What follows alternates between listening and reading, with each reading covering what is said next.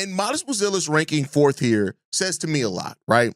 Is that Modest Buzelis, despite not starting off the season getting a lot of minutes, turned enough heads in the NBA. And there are people and analysts who are realizing that the Bulls may be onto something here with Modest Buzelis. And that's good, right? Because we also in Chicago feel like the Bulls might be onto something. Hell, some Chicago Bulls fans think the Bulls already have their next star in Modest Buzelis, where you guys know I'm a lot more realistic. I think Modest has a lot that he needs to show left as a player. And that could be coming this upcoming season. But more importantly, it's his work ethic that it seems like every single article you read about Modest Buzelis, they talk about his work ethic. They talk about his drive. They talk about his desire to be great in this game of basketball. And that's something that's really, been clear there with Modest Buzelis. Now, Jeremy Woo said this in his article. While a star leap may not happen in one summer, the Bulls' commitment to playing up-tempo should favor Modest Buzelis.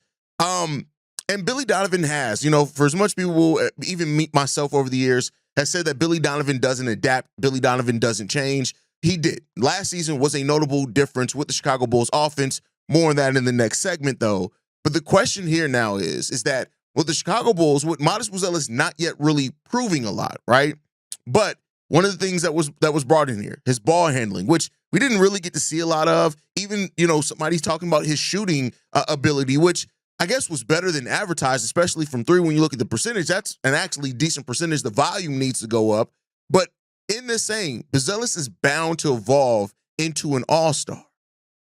And that's what Bulls fans are hoping. Right now, the Bulls' hopes of a future are wrapped around development, right? Not to knock Kobe White, not to knock Josh Giddey, not to knock any of those guys. Because, again, you guys know I'm high on those players. I love Kobe White. I think that him and Josh Giddey, they hopefully, if they continue to figure out that backcourt, that's a decent enough backcourt. You're going to need players around them and a better player to ascend to really, if you want to become some perennial playoff threat. But I like those players. But clearly the Bulls' direction of getting younger now has put a highlight on the fact that you have to not only develop, but you do have to think about the way things are fitting.